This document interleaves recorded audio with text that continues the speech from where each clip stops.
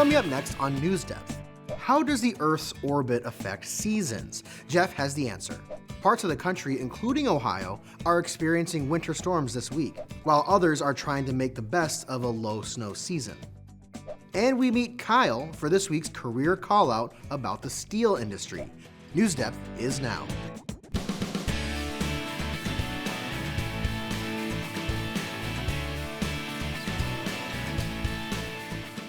Welcome to 2025. Hello everybody, I'm Gabriel Kramer, and thank you for joining us. Whew, did you feel that cold breeze just now? I think it's freezing in the NewsDepth studio today. But to be fair, it is winter. And have you ever wondered what creates the seasons? How come winters in Ohio can be so cold, but summers so warm? Well, as Jeff explains in this week's Spot on Science, it's all because Earth has a 23.5-degree tilt that creates the seasons. We now celebrate the long nights of winter with colored lights and holidays like Christmas, Hanukkah, and Kwanzaa. But ancient cultures found other ways to honor the onset of winter.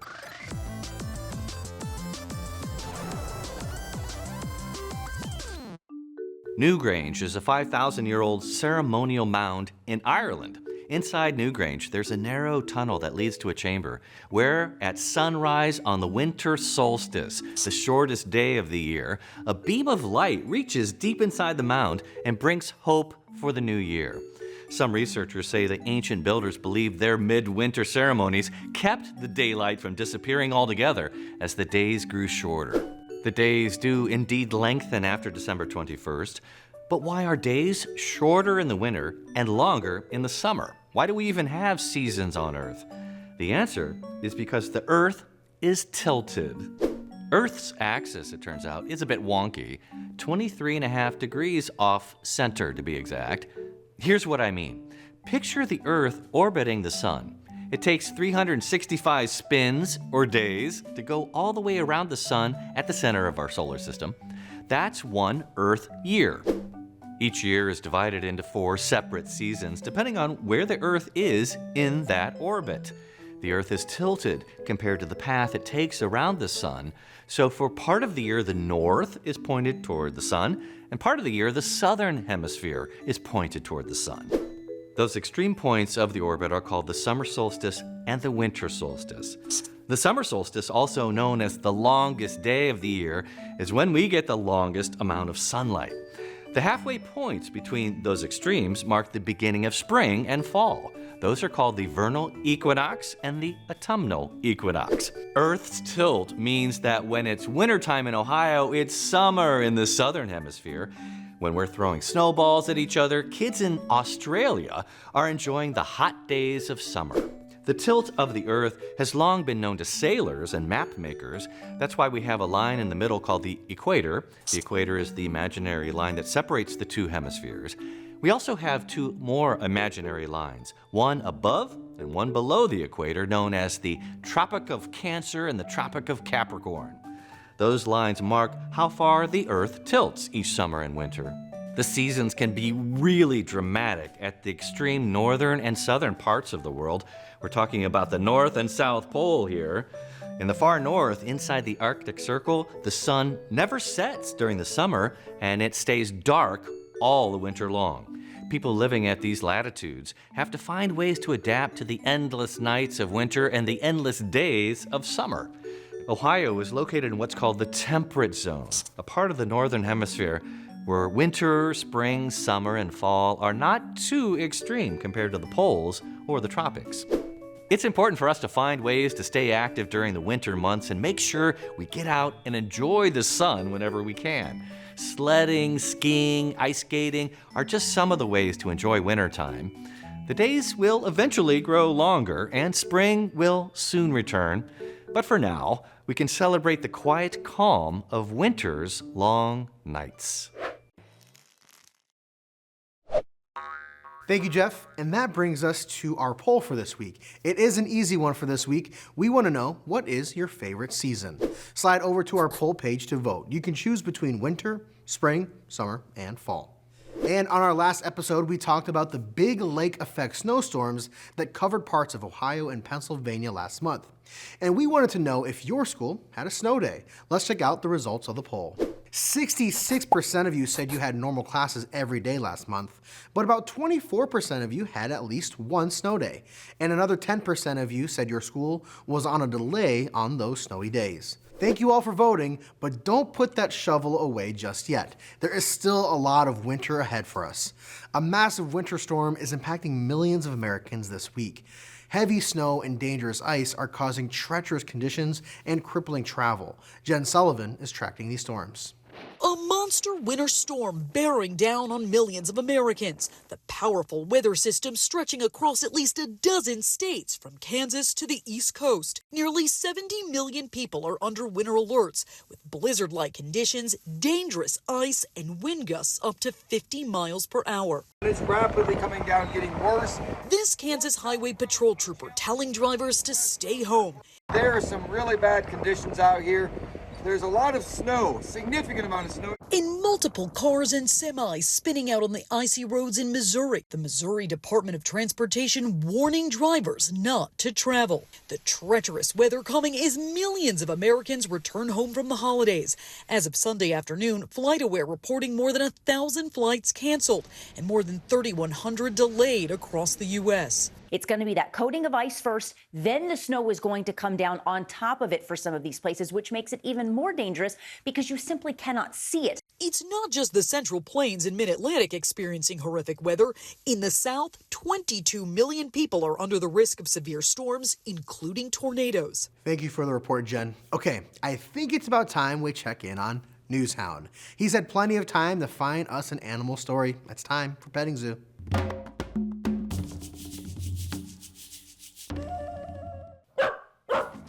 Hey, Newshound. Wait, you're not taking a nap, are you?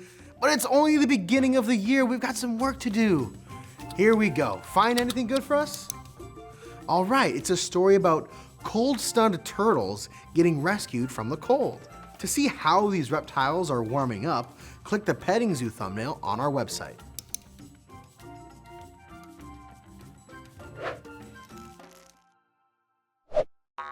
Thanks, Newshound. Great work as always. While we are over here bundled up trying to keep warm, people in other states like Nevada have experienced a milder winter than normal. But that is not stopping skiers like Emily and Dean from visiting their favorite ski resort.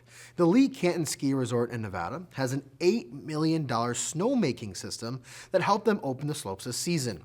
Guy Tannenbaum talks to the resort manager about the ups and downs of the skiing business. I definitely put my jacket back in my car. Emily Verret and Dean Picara grew up in Las Vegas and have been coming up to Lee Canyon Ski Resort for at least 5 seasons. We have a little bit of powder. I'm just praying for the big ones. The big ones meaning 2 of Lee Canyon's 5 lifts that remain closed due to the warm temperatures and lack of snow. I think everybody would be very happy if it opened up. No one would be happier than resort manager Josh Bean. We're chomping at the bit. Our snowmakers are sitting here watching temperatures and they're grabbing every minute of it that they can. Bean tells me they need about 8 more hours of temps consistently below 27 degrees in order to make enough snow to open the Bluebird lift, a local favorite. The problem is, though, that just hasn't been happening. The hot temperatures are holding in the mountains. It's been colder at my house most mornings than it has been up here. So you're driving up the mountain just watching the temperature rise, which is abnormal. It's what's known in weather speak as an inversion and will only change when we see a front roll through and blow the warm air out. When it gets windy in town, that's when it'll get cold up here again. So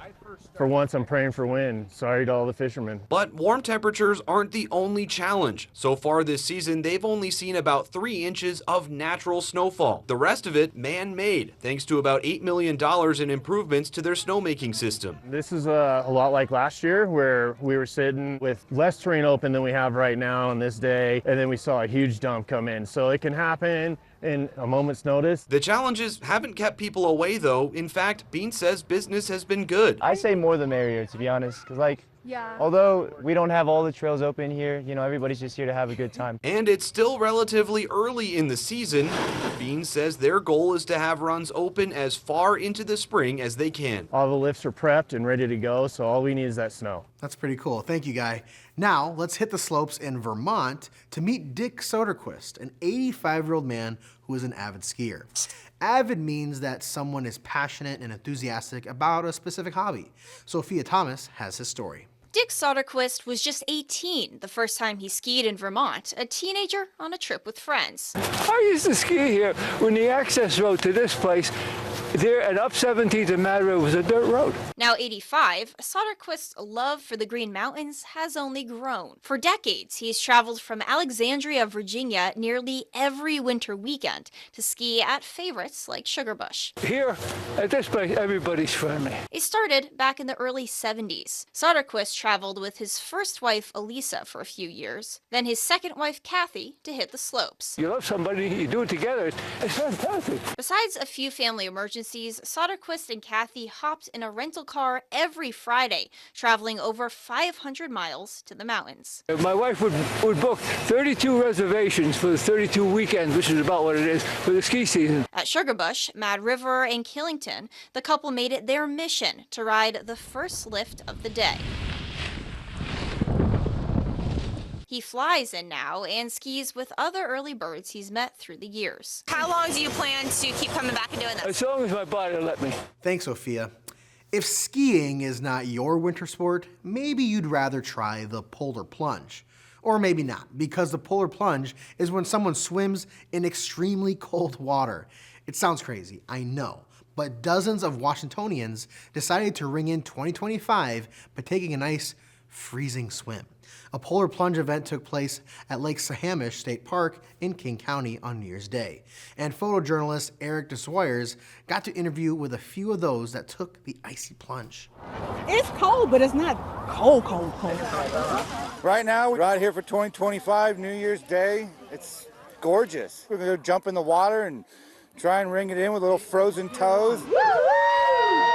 There will be people just kind of run and plunge into the nice icy water of Lake Sammamish.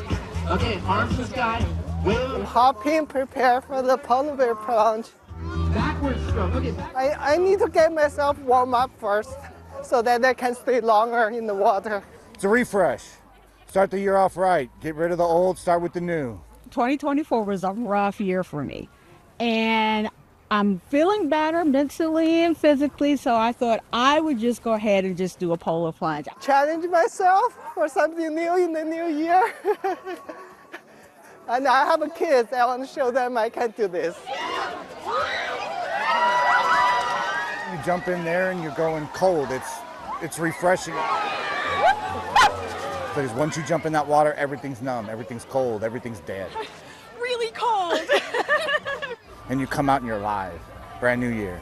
This is like a reset. Just have nice, cold, invigorating water over me and just come out. That's how we're going to start the new year. It was awesome. It wasn't that cold, maybe.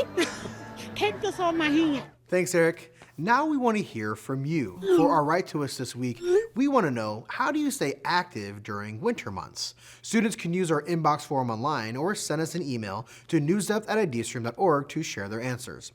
On our last episode, we asked you to send in your questions about working in the steel industry. The steel industry plays a crucial role in the global economy, providing the material that forms the backbone of construction, transportation, and manufacturing. Steel is made through a process that transforms raw materials, such as iron ore and scrap metal, into strong, durable products. Steelworkers are skilled professionals who operate the equipment and machinery needed to produce steel or steel products. They are trained to handle complex systems requiring strong technical knowledge. They must also be well-versed in safety protocols, as the environment can be hazardous with heavy machinery and extreme heat present. Hazardous means dangerous and risky. Jobs in the steel industry range from steel mill operator, welder, maintenance technician, quality control inspector, and even logistics coordinator. The salary range for a steel worker in the United States is between $32,000 to $85,000 per year, though it can be vary based on location and expertise. We now meet Kyle Fredmonsky from P2P Manufacturing in Streetsboro. He is here to answer some of your questions about his job for this week's Career Callout. Hi, my name is Kyle Fredmonsky. I am the shop lead at P2P Manufacturing in Streetsboro, Ohio, and today I'll be answering questions about my job. Elijah from Berea Mid Park Middle School in Middleburg Heights asked, do you like your job? Yes, I do like my job. I've grown up in the world and I like working with metal, seeing how it moves every single day. Then he also asked, do you like where you work? Yes, I like where I work. I work with my father every day. So I get to not only work in the industry and do what I love to do, I get to also work with family. Raid from Roxborough Elementary in Cleveland Heights wanted to know, what is it like to work in the steel industry? It is very dirty. You gotta getting your hands dirty every single day. It is very taxing on your body depending on what you're doing in the steel industry. And you gotta be careful what you do with your hands where you walk, because you will be able to cut yourself very easily. Landon from Eastwoods Intermediate in Hudson wanted to know, what's your favorite part of your job? The favorite part of my job is getting to see how many different parts we make throughout the day and just seeing how the part comes together. So I get to see it from when it comes in as steel to when we cut it to when we form it to whatever other process we get to a finished product. He also asked, what does your day-to-day work look like? So my day-to-day personally changes every single day. But on the average day, we get in about 6 a.m. in the morning and we leave around 3:30 or 4:30 in the afternoon. And we come in and we get the laser up and running, getting our press brakes up and running. And then all of us guys on the floor have our task, whether it's left over from the day prior or what new items we have to do. And then we do those items throughout the day. Christopher from Little Miami Elementary in Morrow asked, is there a number of years that workers have to train in order to become a steel industry worker? For our company specifically, you do not have to have any sort of experience. You just have to have the ability to learn. And we like to see that there's some mechanical background that you have, or you like building things or doing things with your hands. So those are positive things that we look for in an interview. But as far as training goes, we have taken 2 of our guys currently on the floor that have never been in our industry, and they've been having the ability to learn, and we have taught them how to run the equipment safely, and they run it good now. So you don't necessarily need to have any training to start. Special thanks to Kyle for answering our questions about his job. If you want to watch the full interview, you can check it out on our website or our YouTube channel. Now think about this. What can you make with more than 1,000 pounds of butter? For artists in Pennsylvania, the answer is a life-sized cow sculpture that was just unveiled ahead of the farm show. Priscilla Lugori gives us a look. Farmer Casey Hershey considers cows to be nature's superheroes and says this year's farm show butter sculpture brings that story to life. Our cows help upcycle food scraps, enrich the soil, reduce carbon footprints, and contribute to renewable energy. It's truly incredible to think about how much these animals help to power Pennsylvania. The sculpture features a life-size cow next to a methane digester, which is a renewable energy system, plus some farm, some city. These Montgomery County artists spent 2 weeks in the butter booth, molding together more than 1,000 pounds of butter donated by Land O'Lakes. This art that we have created shines an important spotlight on dairy farmers and the dairy products produced. After the farm show, the butter won't go to waste. It will be recycled into renewable energy on a dairy farm. It makes sense, given the show's theme is Powering Pennsylvania. The theme is a testament to the power of agriculture in every region of Pennsylvania. It's the engine that powers our economy, builds our communities, and drives the quality of life. The farm show was put together by hundreds of committee members and thousands of volunteers. It's set to feature more than 275 vendors, 12,000 competition entries, and 4,000 animals. New for 2025. We do have some mini cattle that are going to be here this year, so you can kiss a cow. That'll be hosted by Swartz Farm, located in Brecknock Township, Berks County. Talise Campbell has always been passionate for sharing her West African culture, and she is committed to sharing the rich traditions of the continent in her hometown of Cleveland. In 2009, she founded the Japo Cultural Arts Institute, now located at the Pivot Center. Japo means together, reflecting its mission to unite people through arts, music, dance, and history. In this week's sketchbook, we check out their new choreography all about family and culture.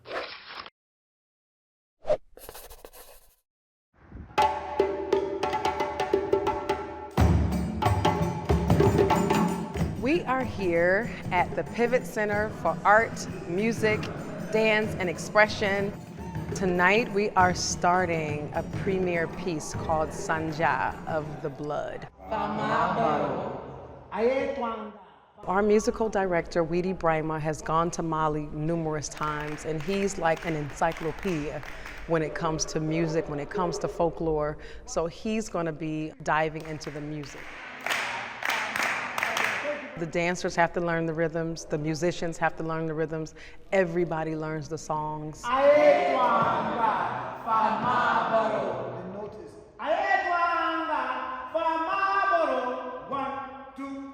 We're preparing for a new piece.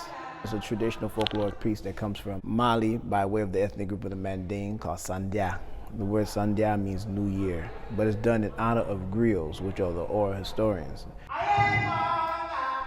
They're the ones to maintain the history, to maintain the knowledge, maintain the culture, maintain the preservation of narratives that's created within certain villages and certain areas. They're going to get the history, they're going to get the folklore, they're going to get the musical foundations of Sanja. They're going to learn the rhythms because that enhances their ability to dance it with happiness, with jubilee.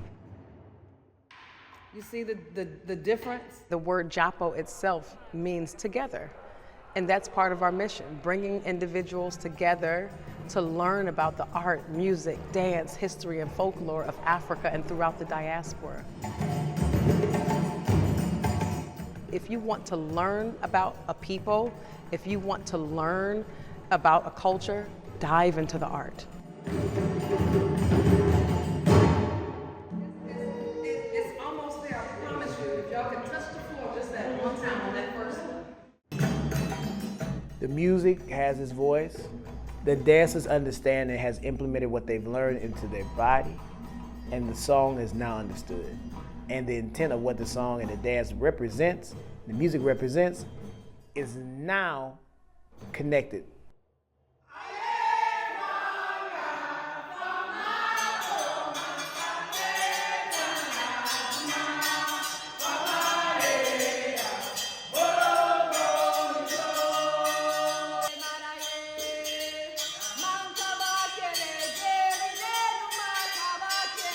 I want them to take away a piece of history, a piece of Africa.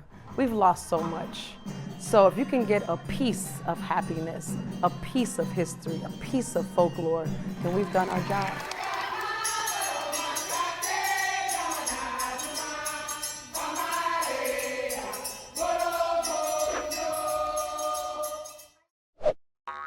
Special thanks to arts producer Dave Diorio for sharing that story with us. Okay, it's now finally time for the A+ award, and I can't wait to tell you about these awesome students. As you may have picked up, I love the work I do with NewsDepth. I get to report on the world. I get to talk about really interesting topics, and I get to be part of helping you learn about the world around you. Well, the students at Meadowlawn Intermediate School in Sandusky really took it to the next level. They invited us to be part of their November launch, which was focused on systems. They even included us in their special school-wide activity. They are this week's A+ award winners.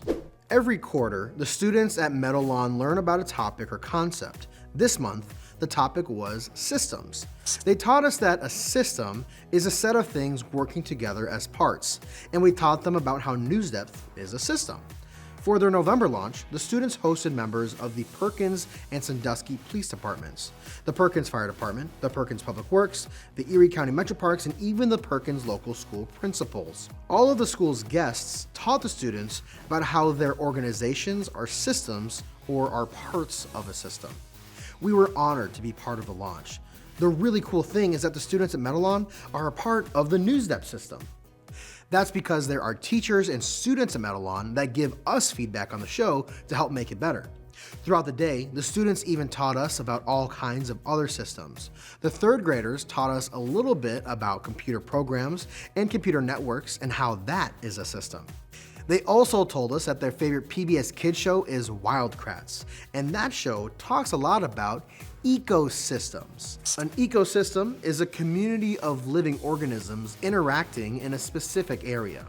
We really enjoyed meeting with the fifth graders. Like you, they're a part of our audience, which makes them the most important part of the NewsDepth system. The fifth graders had a lot to share with us about how NewsDepth fits into their classes, which means, you ready for this? We're a part of their system. Here's a big congratulations to the students at Meadowlawn Intermediate for being this week's A+ award winners. We'd also like to thank you for letting us be a part of your learning system. Go Pirates! Well, that's a wrap for this week's episode of NewsDepth, but let's keep the conversation going because we always want to hear from you. You can send a letter. We're at 1375 Euclid Avenue. That's Cleveland, Ohio. Zip code here 44115. And you can email us at newsdepth@ideastream.org. Plus, you can catch all of our special segments on YouTube. Hit subscribe if you're old enough so you don't miss out on any of our new videos. Thank you for joining us. I'm Gabriel Kramer, and we'll be right back here next week.